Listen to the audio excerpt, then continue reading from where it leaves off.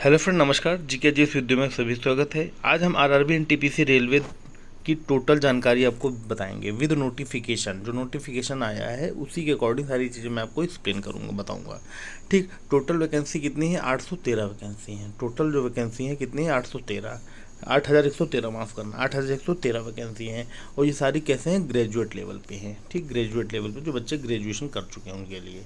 ठीक, इसमें सारी चीज़ें मैं एक्सप्लेन करूँगा आपको। ठीक, तो शुरुआत करते हैं।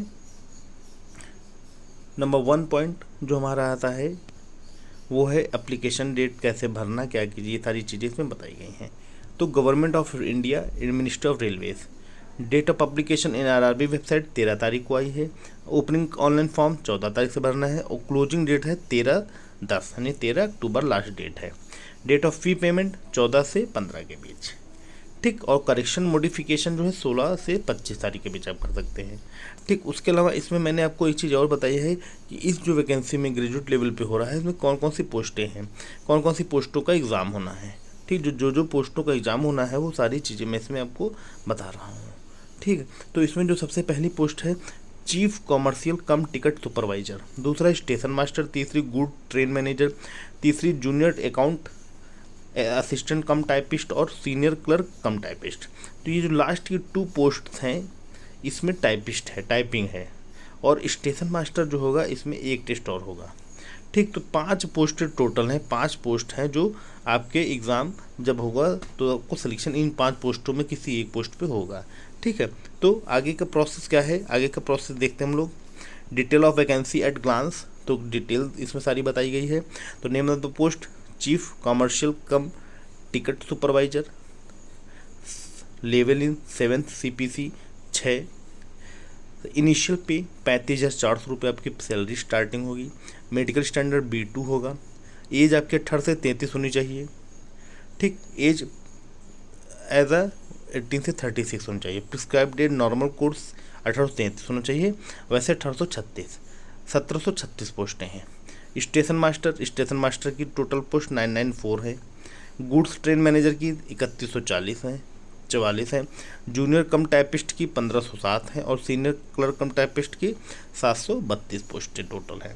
ठीक, सारी स्टार्टिंग की 2 पोस्ट जो हैं उसकी सैलरी 35,000 प्लस है और नीचे वालों की 29,000 प्लस है। ये स्टार्टिंग सैलरी है। ठीक, ये स्टार्टिंग सैलरी है।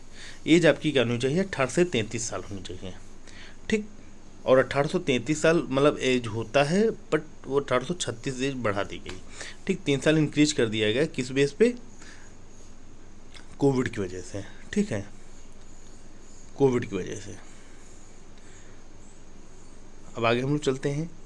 आगे जो चीज़ें बताई गई हैं, एग्ज़ाम जो इनका प्रोसेस क्या होगा, तो इसका जो फर्स्ट प्रोसेस होगा first stage computer based test. देखो इसमें क्या होगा, एग्ज़ाम ड्यूरेशन 90 मिनट का पेपर आपका होगा। जनरल अवेयरनेस के 40 क्वेश्चन आएंगे, मैथमेटिक्स के 30 क्वेश्चन आएंगे और जनरल इंटेलिजेंस रीजनिंग के 30 क्वेश्चन आएंगे। टोटल नंबर ऑफ क्वेश्चन 100 होंगे। कितने आपके क्वेश्चन होंगे? तो आपके क्वेश्चन जो होंगे टोटल कितने होंगे? वो आपके 100। देखो इसमें मैंने थोड़ा 90 मिनट का क्वेश्चन पेपर है। जीके जीएस के 40 क्वेश्चन, मैथ के 30, रीजनिंग के 30। ठीक, टोटल क्वेश्चन 100 होंगे। The examination duration will be 120 minute for eligible PH, मतलब कि जो फिजिकल हैंडीकैप्ड हैं, physical handicap candidate accompanied with scribe. तो 90 मिनट ऐसे 1.5 घंटे जनरल लोगों को मिलेगा और इसमें जो है 2 घंटे जो फिजिकल हैंडीकैप टाइप के हैं या जिनके मतलब आँख में प्रॉब्लम है वो लोग कर सकते हैं। CBT 1 बेटा ये क्वालिफाइंग नेचर का है, मैं पहले बता दे रहा हूँ। इसके मार्क्स का कोई इशू नहीं, क्वालिफाइंग नेचर का। इसमें जो फर्जी बच्चे होंगे बाहर हो जाएंगे। ये क्वालिफाइंग नेचर का होगा, लेकिन ऐसा नहीं कि उसको पढ़ना तो आपको पड़ेगा ही, ऐसे नहीं हो जाएगा। ठीक, और जो क्वालिफाइंग है तो इसके देखिए क्या क्या चीज़ें, कैसे क्या क्या सिलेबस है। मैथमेटिक्स वही नॉर्मल जो हर एक SSC में पढ़ते हो, number system, decimal, fraction, LCM, HCF, ratio, proportion, percentage, mensuration, time and work, time and distance, simple compound interest, profit loss, elementary algebra, यही सारी चीज़ें आई। जनरल इंटेलिजेंस में क्या है? एनालॉजी, इन रीजनिंग में कंपटीशन और number of alphabetical series, coding, decoding, mathematical operation, similarities, differences, puzzle, data sufficiency, statements, conclusion, statement course of, तो ये सब चीज़ें, decision making, map, interpretation of graphics, यही सब चीज़ें आएंगी रीजनिंग की। जो जनरली पढ़ाई जाती है हर जगह। जनरल अवेयरनेस में क्या आएगा, करंट इवेंट्स आएंगे, ठीक, नेशनल एंड इंटरनेशनल लेवल पे game, sport, art and culture, India, Indian literature, monuments, ठीक, and places of India, general science and life science, history of India and freedom struggle, physical social and economic geography, India and world. वही जब generally जो हम लोग पढ़ते हैं सारी चीज़ें वही आएंगी और कुछ भी एक्स्ट्रा नहीं रहेगा। Minimum percentage make eligible of the various category. अब देखो जो इसके लिए मिनिमल आपकी परसेंटेज होनी चाहिए, आप क्वालिफाई होने के लिए मिनिमम यूआर के लिए कम से कम 40% आपको लाना है। EWS 40%, OBC 30%, SC 30, ST 25%, ये मिनिमम को एलिजिबिलिटी है, इतने आपको मार्क्स होने ही चाहिए, ठीक। उसके बाद ही आगे का होगा, ये मिनिमम का है, बट मेरिट जो बनेगी वो मेरिट पे सारी चीज़ें निर्भर करती हैं, ठीक। आगे आता है CBT2, second stage computer based test, CBT, second CBT most important, सबसे ज़्यादा इम्पॉर्टेंट रोल जो है इसी का ही है, सेकेंड CBT का। टोटल नंबर ऑफ कैंडिडेट भी shortlisted shall 15 times of the community wise vacancies. जो कम्युनिटी वाइज वैकेंसी निकली हैं, जैसे मान लो किसी में 3000 निकली हैं, 3000 का 15% तो 45,000 बच्चा लिया जाएगा, ठीक। मान लो 8000 कुल पोस्टें हैं, में सपोज दैट 8000 पोस्टें हैं, तो 8000 का मतलब हो गया, सीधा सा मतलब है 15 टाइम्स, मतलब कि लगभग 1 लाख बच्चा क्वालिफाई होगा पहले शिफ्ट में। अब कितना बच्चा बैठता है, पास केवल 1 लाख बच्चा होगा, ठीक। तो फर्स्ट CBT से मैक्सिमम बच्चे निकाल दिए जाएंगे। निकाल क्या दिए जाएंगे, क्वालिफाई होइए, मार्क्स लाइए 90+ तभी आप सेकंड CBT देने के योग्य होंगे, अदरवाइज नहीं। तो सेकंड CBT का प्रोसेस क्या है ये भी देख लेते हैं। टाइम हमारा 90 मिनट ही रहेगा। बस यहाँ पे क्या होगा, जनरल अवेयरनेस के 50 क्वेश्चन हो जाएंगे, मैथमेटिक्स के 35 हो जाएंगे और जनरल इंटेलिजेंस के 35 हो जाएंगे। इस बार क्वेश्चन नंबर 120 होगा, मेंस जो होता है 120 हमेशा। पिछली बार जो NTPC के जो एग्ज़ाम हुए उसमें भी यही प्रोसेस था, ठीक, उसमें भी यही प्रोसेस था, ठीक। तो इसमें क्वेश्चन नंबर अब बढ़ जाएंगे, ठीक, लेकिन टाइम वही रहेगा, ठीक। The examination duration will be 120 minutes, eligible for same वही जो PW।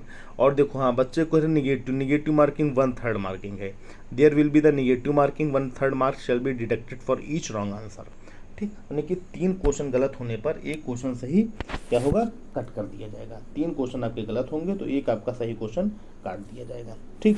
सिलेबस इसका क्या है, तो सिलेबस क्या है, तो सिलेबस का जो प्री में है वही सेम टू सेम सब कुछ वही है, कोई भी चेंजेस नहीं है, चाहे आपका जनरल अवेयरनेस हो, चाहे रीजनिंग हो, सारी चीज़ें सब कुछ वही है, कोई चेंज नहीं है, बस उसी तरह पढ़ना है। सेम देखो वही चीज़, कैटेगराइज वाइज डिवाइड है, कितने % नंबर होने चाहिए आपके, सारी चीज़ें देखो, ठीक। नॉर्मलाइजेशन, हाँ बेटा इसमें ये नॉर्मलाइजेशन मार्क्स हो गए आपके, ये जान जाओ नॉर्मलाइजेशन में भी होगा, ठीक। अब इसमें देखो इस बार जो चेंज किया गया, क्या चेंज किया, क्या बदलाव किया गया, सबसे इम्पॉर्टेंट चीज़ ये है बदलाव इसमें क्या हुआ है।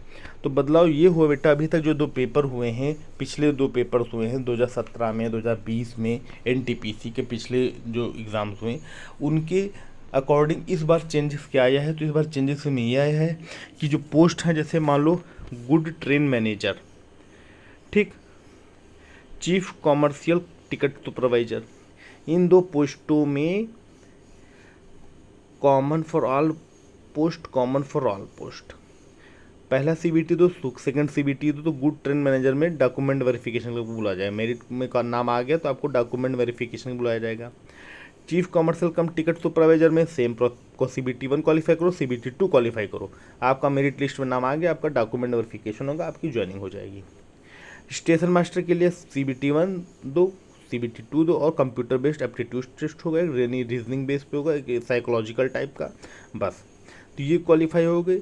तो यानी इसमें 3 चरण है और इन दोनों में 2 चरण, और इसमें जो टाइपिस्ट है तो इसमें टाइपिंग स्किल टेस्ट तो कॉमन सी बात होना ही होना है, ठीक।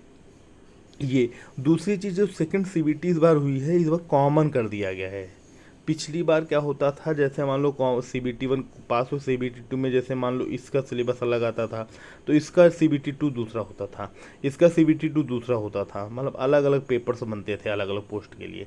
परंतु इस बार क्या करें, कॉमन पेपर बनाया गया, एक ही पेपर रहेगा, मतलब जैसे common for all post pre में है, वैसे ही इनका सेकंड CBT में भी इस बार कराएं। ये एक बहुत प्लस पॉइंट है, मतलब कि रेलवे को भी हेल्प हो गया, आसान हो गया, चलो हम एक पेपर बना देंगे, पेपर सबका ले लेंगे। तो ये चीज़ इस बार बहुत अच्छी की गई है। ठीक, ये जो है इससे अगर बच्चे को, टीचर्स को भी ज़्यादा प्रॉब्लम नहीं होगी। हाँ, लेकिन यह है कि मेहनत बच्चों ज़्यादा करनी पड़ेगी अब, क्योंकि बच्चे फाइट करने के लिए आपके आगे आ जाएंगे।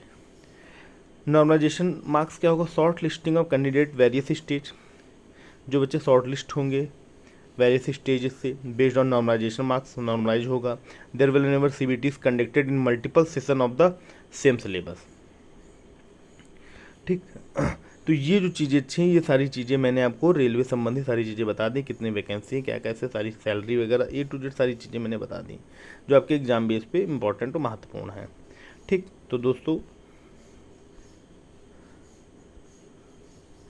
आप लोगों को वीडियो जैसा लगा हो, वीडियो को लाइक कमेंट और शेयर जरूर करें तथा हमारे चैनल GK वीडियो को सब्सक्राइब करें। और आप सभी लोगों से आग्रह है कि रेलवे NTPC RRB NTPC का फॉर्म आप लोग भर दीजिए, RRB NTPC का फॉर्म आप लोग भर दीजिए। बहुत अच्छी पोस्ट हैं, लड़कियों के लिए तो बहुत ही अच्छी हैं और लड़कों के लिए तो है ही हैं।